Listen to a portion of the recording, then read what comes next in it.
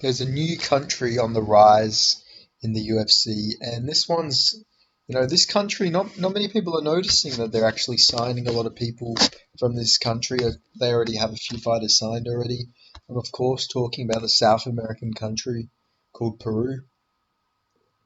So obviously there was already Claudio Puelles who was signed. He had that fight against Dan Hooker. Very interesting style of fighter he is. But he's been signed for a while.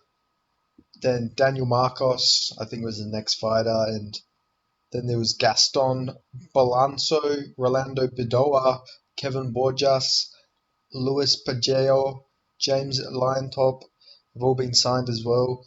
And yeah, just especially in like quick succession, all these guys from Peru are getting signed. Obviously, a lot of these guys are coming off Dana White Contender Series, but it does seem like they are going for as much Peruvian talent as they can get. And I think there is actually a reason for this. I have no sources that are mentioning this or anything, but I think the plan is for the UFC to go to Lima soon.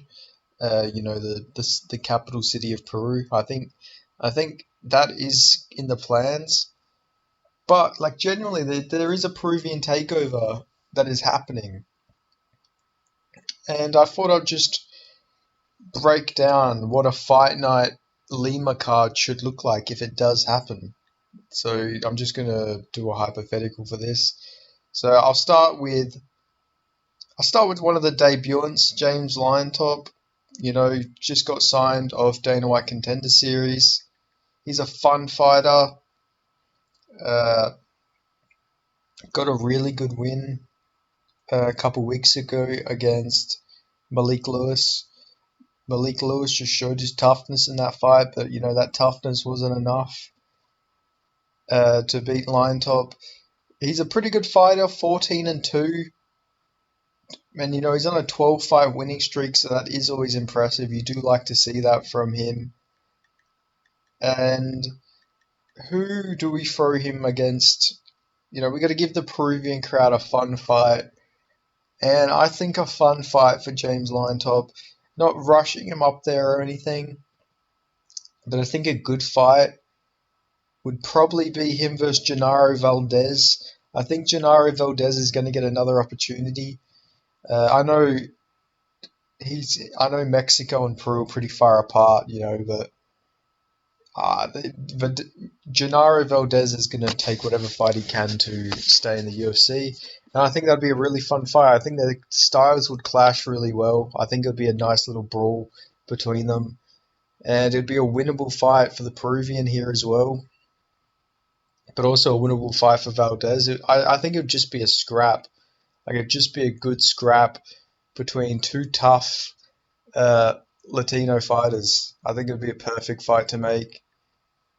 And that I think we would have that for the first fight of the night. It's crazy how many Peruvians are actually in the UFC. I'm like, now that I'm thinking about it, like, it's actually a crazy amount. But yeah, so we'll start off with his fight first. Then we had Luis Pajeo, who I believe was, well, not was, is a featherweight, sorry. I believe that is the case. I'm trying to remember his fight. He got a crazy, yeah, he knocked out Robbie Ring, really just, this guy's style is crazy. This guy is an actual brawler, very fun fighter. And I think a perfect fight for him would be to do him versus Hyder Emil in Peru. I think that'd be a really cool fight. I'd love to see that. So yeah, I think that's the next fight to make. This card, we're gonna build this up. We're gonna increase the fan base in Peru. Like, we're gonna have that fucking stadium losing their minds this whole time because these fights I'm gonna put on for this card.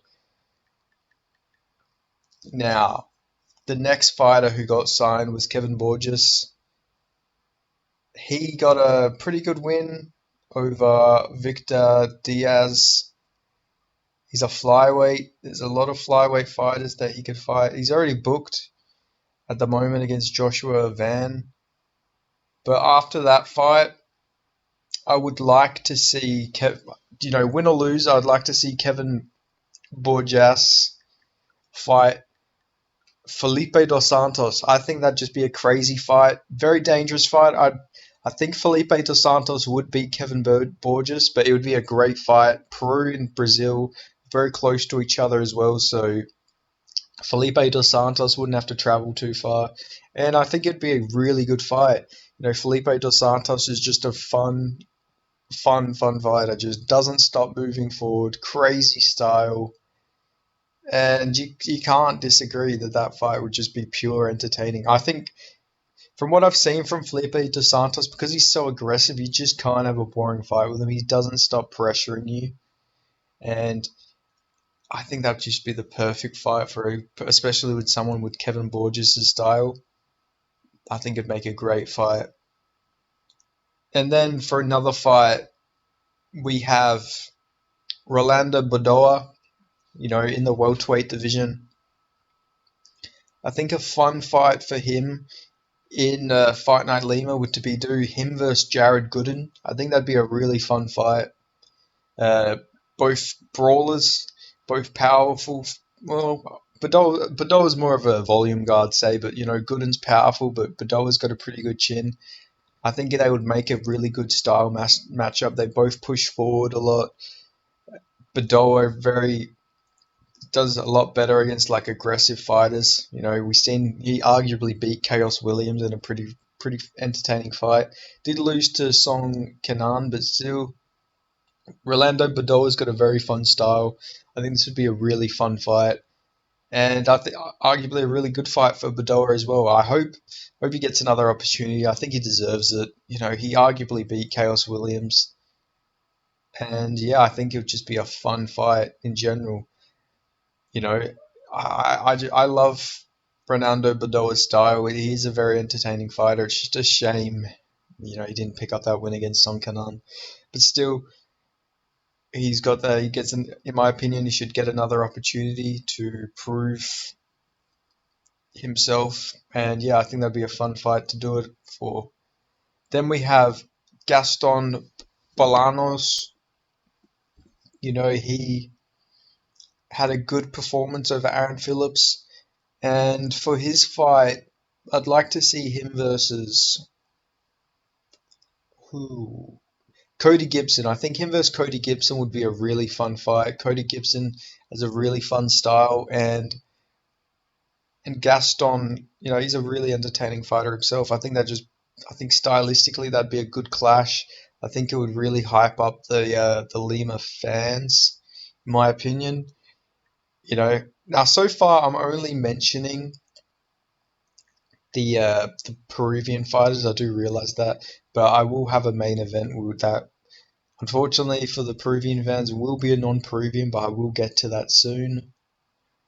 But yeah, so getting back onto what I was going to say, after Gaston Balanes, we have Daniel Marcos, who is also in the bantamweight division. He got a controversial win over Davy Grant his last fight. I didn't think he beat Davy Grant, but he has beat Davy Grant, so he now, he's a top 20 bantamweight. You could arguably give him a ranked fighter, but I think you give him a guy, just outside the rankings. I think you give him Kyler Phillips. I think that'd be a really good fight. I'm not sure if Kyler Phillips is booked now or anything, but hypothetically this would be in a few months. But yeah, I like that fight. I know Marcos is actually booked against Daniel Santos, which is a crazy fight. But let's just say he wins that or whatever. Him versus Kyler Phillips would be a really fun fight. Stylistically, just be a really good fight too. Like tell me that fight would be boring. Like, come on, try and convince me. You won't. Now we have the last Peruvian uh, on the roster to book. This is of course Claudio Pileles. Now his style is not the most entertaining, if we're being honest. But I would like to see him versus who do we give Claudio Pileles? I guess I guess it's I guess it would make sense for him to take a step back. He hasn't fought for a while. So honestly, I'd do him versus Daniel Zellhuber. I think that'd be a good fight. I think that would make sense. Stylistically, Daniel Zellhuber, very good takedown defense, but Claudio Pizeles doesn't really shoot takedowns. He just sort of lays on his back and then, tries to get you in his guard, or he goes for knee bars or leg locks. But yeah, I think that'd be a good fight. Maybe we could see more of the striking game from Claudio, but I don't know. He hasn't fought for a while. I think he lost to Dan Hooker, and he looked very defeated after that. So it'll be interesting to see when he makes his comeback, if he does. But if he does come back, I think you do him versus Daniel Zellhuber. Now, I mentioned that I had a main event that didn't involve any of the Peruvian fighters, and this fight's actually in the welterweight division. Now, Vicente Luque is Brazilian and Chilean, so obviously he's not Peruvian, but I think Vicente Luque, win or lose against Ian Gary, you can always put him in main events, and I think a really good fight for the Peruvian fan base, just that's guaranteed some entertainment would if you did Vicente Luque versus Kevin Holland. I know it's a real random fight. Like, trust me, I get it. It's a really random fight, but Kevin Holland likes to travel sometimes, and he's got a fun personality. And I think him versus Vicente Luque would be really fun. I think it'd be a great fight for the Peruvian fan base, and you know, I think it would just make some sense, especially if Vicente Luque does lose to Ian Gary. Maybe Holland will bounce back against Neil Magny or something by then, and yeah, I think it would make perfect sense. I think it'd be a really fun fight, and yeah, I don't even know who I'd pick for that. I think I'd lean Kevin Holland maybe, but I don't know. It's a close fight. It'd be a good fight though, I reckon, especially 5 rounds. But I think that's how I would build up most of the card now. If now so let's obviously this isn't the full card. That's just 8 fights, I believe. But if this actually does get announced, the UFC Fight Night Lima does get announced, and I'll do an actual full card, full professional video. But just because it's not like official or anything, I just did the Peruvian fighters in a main event. But that's how I would have a UFC Fight Night Lima card. I think it makes a lot of sense with all these Peruvian signings and everything. I think there'll probably be some more Peruvians that get signed before they do go back to Peru, because I'm sure there is like more fighters on the lookout in Peru. I think when I was looking at the Latin American rankings, I think there are a few unsigned Peruvians who are at the top of the list. The pound for pound Latin American list, which is always a good look for the country. That that's so highly up there in all of the Latin American countries except for Brazil. It excludes Brazil. I think it just includes all the Spanish-speaking countries on that list on Tapology. 'Cause, yeah, it doesn't include Brazil, but still, the fact that Peru is so highly up there when you compare it to like other countries like Mexico, Ecuador, Colombia, like really good MMA nations, just shows that the sport in Peru is like pretty big, and they're bringing out some really good athletes. If any Peruvians do watch this video, like all respect to Peru, you know, great country, great fighters coming up. I got some family over there. It's a beautiful country, and yeah, just all respect to Peru. But yeah, I think we will be seeing a fight night Lima sooner rather than later. I think that this possibly happens next year. Honestly, like I just think there's a really big chance.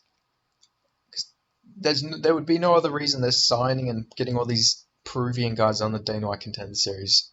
They're not planning on at least going there, or they're at least thinking about it. I'm sure of that. I'm sure in matchmaking meetings, like they've probably noticed. Oh yeah, shit, we have like 7 Peruvian fighters now. Maybe we should head back there. Or I don't have they actually ever been to Peru. I think they have, but I could be wrong. I think they did go there. Oh, maybe they haven't even been there before. Could have sworn there was a Fight Night Lima before. Oh, I guess not. I know they went to Uruguay, which was really random. Out of all the countries, they went to Uruguay. So I think Peru would be next. So yeah, I think this makes a lot of sense. It could be their first time in Peru, which would even be more massive. I think it's a really growing market though for the UFC, the Peruvian fan base. They're very dedicated. Like, Latin American sport fans get very passionate about their countries, and I don't think Peru would be any exception. So, they have a population of 33 million, and it's going up. You know, it's probably higher now actually. So, yeah, it's 34 million now apparently. So, yeah, they've got a big population there, a young population, so it'd be a good market for the UFC to go for, especially with so many fighters coming up from there. But yeah, I'd be really excited for them to do a card there, because besides Claudio Pilates, most of their fighters are very entertaining. But anyway, if you made it this far into the video, make sure you give it a like. Let me know your thoughts in the comments below. If you agree with this, if you agree with the fights, if you agree that there is going to be a UFC Fight Night Lima sooner rather than later. And yeah, thanks for making it this far. And if you're not already, make sure you leave a, well, not leave a, but make sure you subscribe. And yeah, just let me know your thoughts in the comments below. Thank you. And I'll see you guys in the next video.